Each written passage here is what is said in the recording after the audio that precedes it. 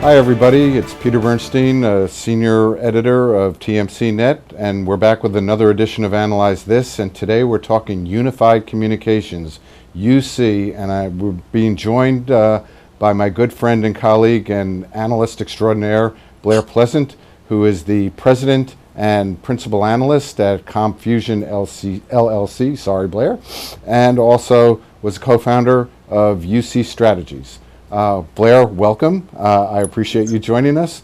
Let's start with the obvious and do a level set and talk a little bit about what we're defining as UC, because we're going to get into this when we start looking at the components of it. So what's your definition? UC is communications integrated to optimize business processes. And what's important to understand is that UC isn't a single product. It's not one thing. It's a solution made up of lots of different components. So there are things like mobility, collaboration, conferencing, call control. Some people call it the IPPBX. We've been calling it unified messaging. Even lately, we've been adding things like social media. So it's not a static thing. It's continually growing.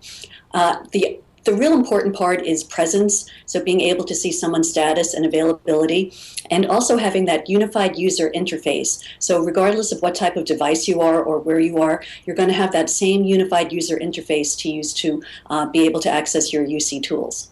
The marketplace seems to finally be taking off. Can you explain that? I wish I could. I think part of it is people have gotten used to some of the things that we've been talking about for a long time. The whole idea of consumerization of IT. A lot of these things that we're using now in the business actually started in the consumer world. So we got used to things like unified messaging and instant messaging. So things that we used in our personal lives have come into the office, and we're more used to it now and we're more comfortable with it. Things like mobility. We're all mobile now. We're all out of the office, traveling all the time. So having the mobile capabilities that workers need has really increased the need for unified communications. And also the need for collaboration. Again, we're all dispersed. People work in different locations, different geographies. So the need to be able to collaborate with colleagues, co-workers, partners, customers, suppliers, regardless of location, those things have really driven the need for UC. So I think it's been easier for companies to rationalize it and to recognize why they need to deploy these capabilities. You guys at UC Strategies have done some really groundbreaking work that I'd like to share with our viewers about the different parts of UC, and I was wondering if you could walk us through the two different versions that you see and what the value props are for them. Sure. So we came up with two different types of unified communications. So the first is UCU, or UC user, and that focuses on the individual user, the individual worker. So that looks at things like presence, IM, unified messaging, some basic mobility capabilities, things to help the worker be more productive and efficient at doing their job. So things like click to call, being able to look at your buddy list and see who's available and simply just click on them, on their name, and be able to initiate a phone call or even a conference call or a video call or a collaboration session. So those are great for helping the individual worker be more productive.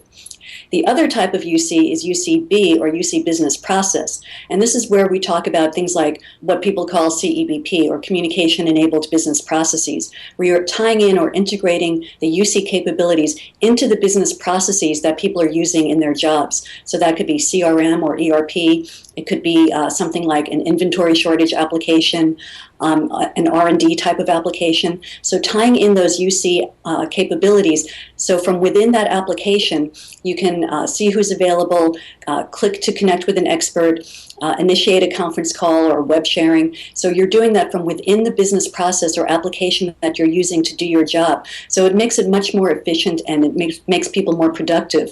And we also found that the ROI that comes from these two different types is vastly different. So it's really hard to justify unified communications based on UCU. People talk about, being able to save 20 minutes or an hour. That's fine, but that's not really where the value comes from. The real ROI comes from integrating in with the business processes.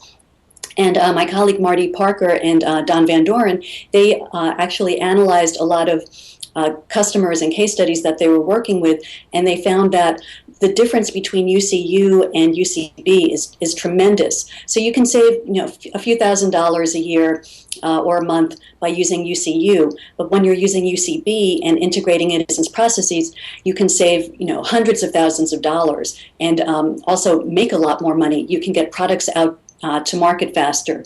You can reduce the sales cycle a lot faster. You can cut down on quality defects. If you have Unified Communications tied into a quality assurance type of application, you can cut down on the defects and fix things a lot faster. So the ROI is much more definitive when we talk about UCB. There's this big bang for the buck for going to UCB. What would you recommend to them as they go to sell their management on why this is a great idea? Well, the first thing is to understand your business processes and what you're trying to accomplish and what the challenges are. So you need to define where you want to deploy unified communications. It's not something that you're just going to do across the board initially. So you want to start with trials and pilots. So you might want to pick either the users or the business processes or the departments that could benefit from it the most, and that would be a good place to start. So you might want to start with your tech-savvy people, or you might want to start with your mobile employees. So start small. And what we say, don't try to boil the ocean. So think about the use cases that can most benefit from unified communications. Then it's also really important to get the evangelist, to get that cheerleader on board, someone who's really going to understand what unified communications can do and try to help them work with the end users and also the CFOs and the CIOs and the people who they have to work with. But really understanding the end user needs and getting the end users involved early on, because if they're not engaged and if they don't understand the value of it, they're not going to be using it internally.